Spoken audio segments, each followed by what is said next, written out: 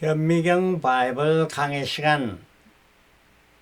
오늘은 90번째 사도행전 20장 35절 주는 자의 행복한 삶이란 제목을 가지고 말씀의 은혜를 함께 나누고자 합니다. 행복한 삶이란 뭐냐? 우리 모든 신앙인은 행복한 삶을 살아야 합니다. 모든 부모가 자기의 자녀들이 잘 살고 행복하기를 바라는 것입니다. 이와 같이 하늘에 계신 우리 아버지도 우리 모든 신앙인이 이 땅에서 행복하게 잘 살기를 원하는 것입니다. 우리 신앙인이 행복하게 잘 살아갈 때 하나님은 가장도 기뻐하십니다. 우리가 하나님을 기쁘시게 하는 것은 우리가 기쁘고 행복하게 잘 이 땅에서 살아가는 것입니다. 그러면 행복한 사람은 어떠한 사람이냐? 한평생 마음의 평안을 누리며 건강히 살아가는 것입니다. 또한 두 번째는 한평생 보람된 일을 하며, 놀고 먹는 것이 아니고 보람된 일을 하며 기쁘게 살아가는 것입니다. 세 번째는 한평생 주님을 섬기며 주님과 함께 동행하는 삶을 살아가는 것입니다. 이것이 바로 행복한 삶이며 행복한 사람인 것입니다. 우리 신앙인의 삶은 사도행전 20장 35절에 사도 바울이 고백해주는 이 고백의 내용에 나타납니다. 범사라는 모든 일에 너에게 모범을 보였느니, 우리 모든 신앙인에게 모범을 보였다 하는 것입니다. 본을 보이는 삶을 살았다. 그 삶은 어떤 것이냐? 곧 이같이 수고하여 열심히 일했다는 것이죠.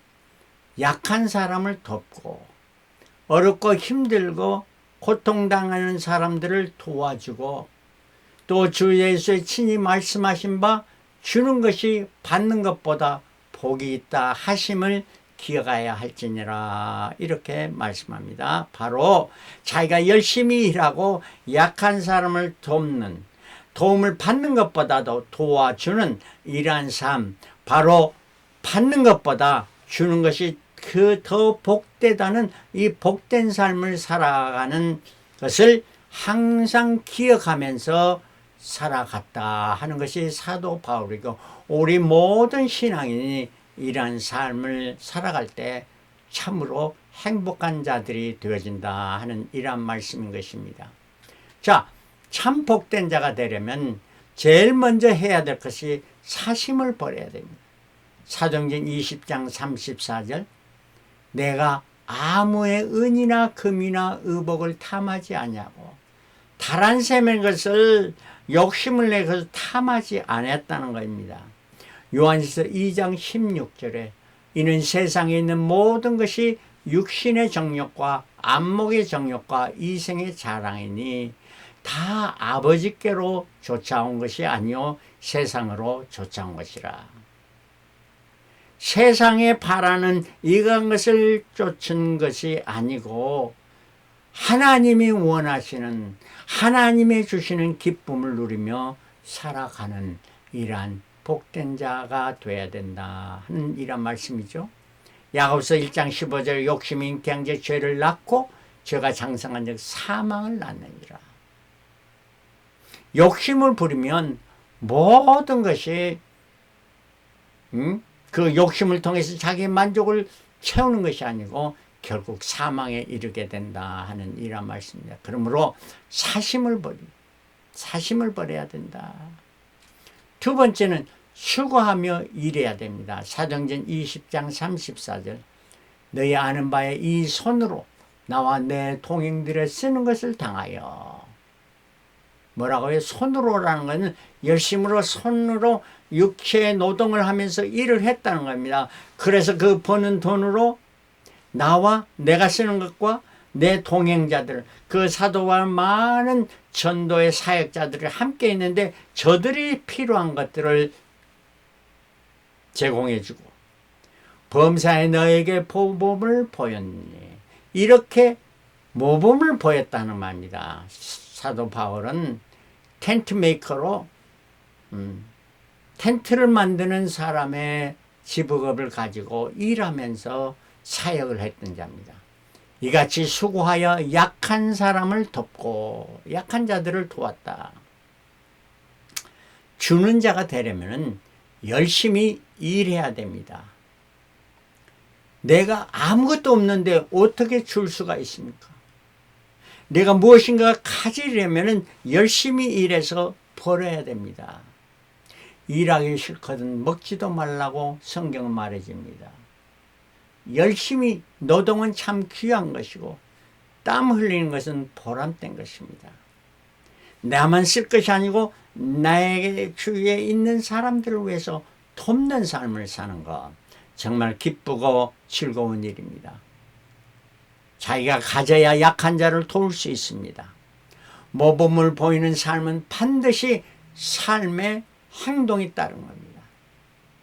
말로만 내가 너를 도와준다, 말로만 잘해서 되는 것이 아닙니다.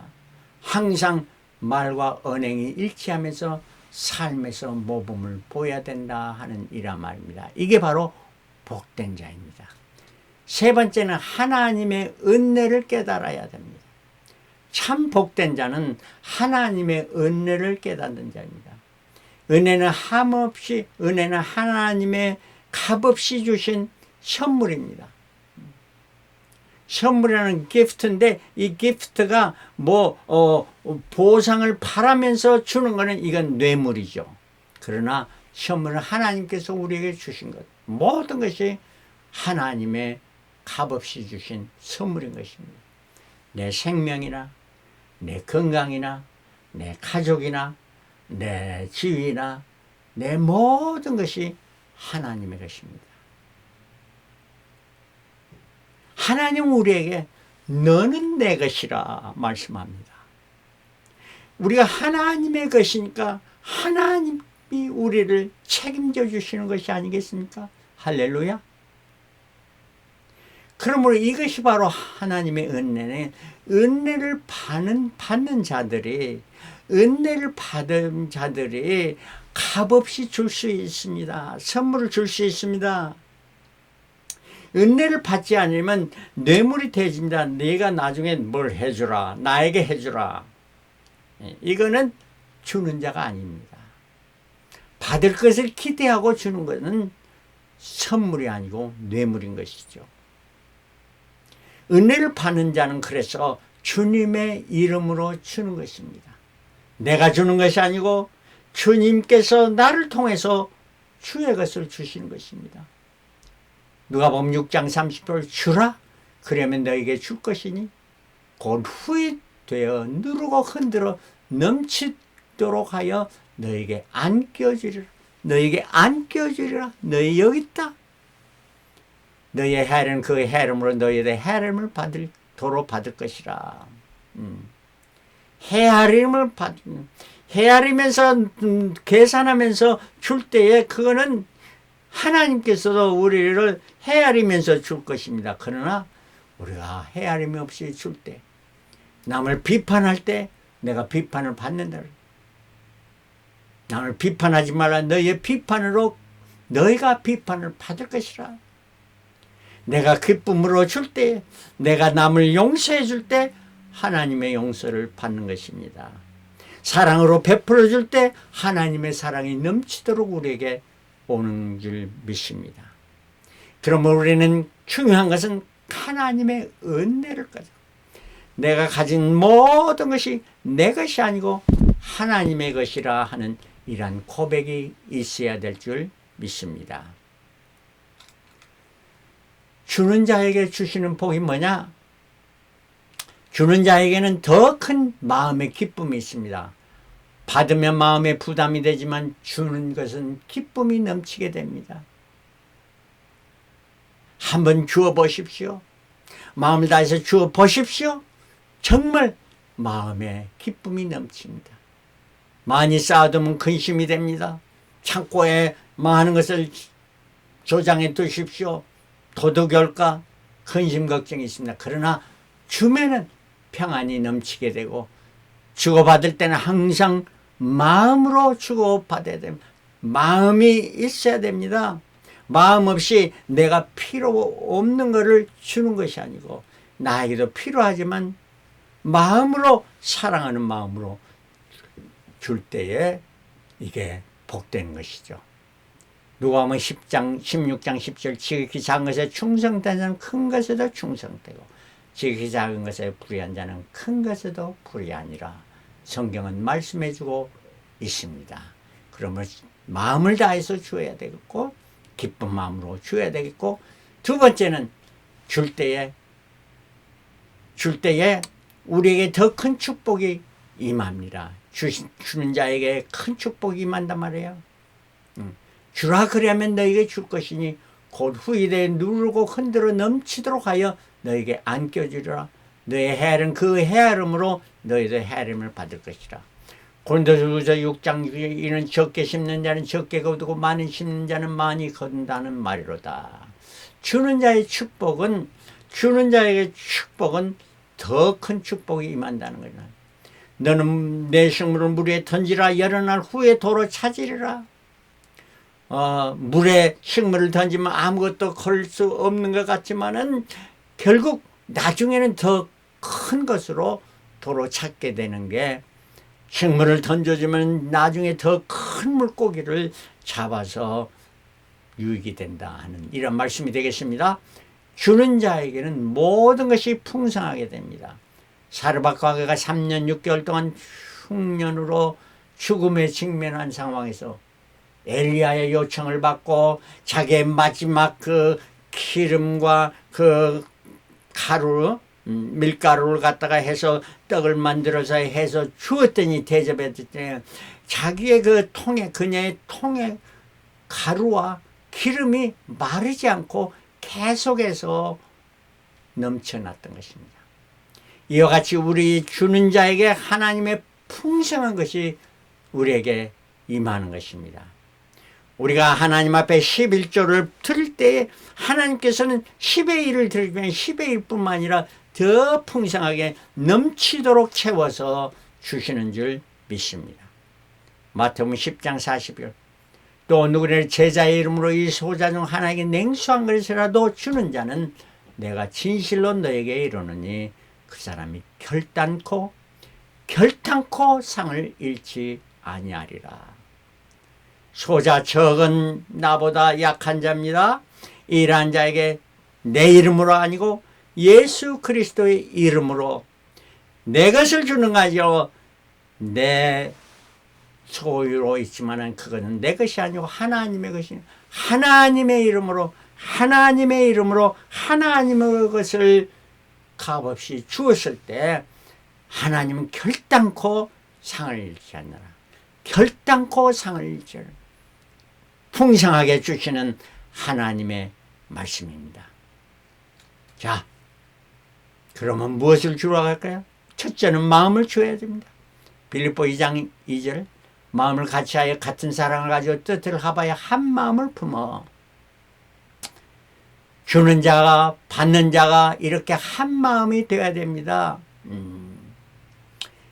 이거는 내가 정말 진실한 마음으로, 하나님이 주시는 마음으로, 그 순수한 마음으로 할 때 저쪽에도 순수한 마음으로 받아들이게 되는 것입니다. 아무 일에 대한 다툼이나 허영으로 하지 말고, 내가 뭘 행할 때에 다툼이나 허영으로, 남이 하니까 나는 저보다 더 잘해야 되겠다, 좋은 마음으로 하는 것이 아니고 저 사람보다 그 더 큰 것을 내가 받아야 되겠다 하는 이러한 생각까지 할 때에는 거기에는 화가 있는 것입니다. 아나냐와 삽비라가 자기의 소유를 팔았지만 아까운 마음으로 그 얼마를 감춰서 드렸을 때 거기에 화가 됐습니다. 그래서 결국 어떻게 됐죠? 베드로가 그걸 알고 저주를 하니까 그 자리에서 즉사 죽게 됐다는 거예요.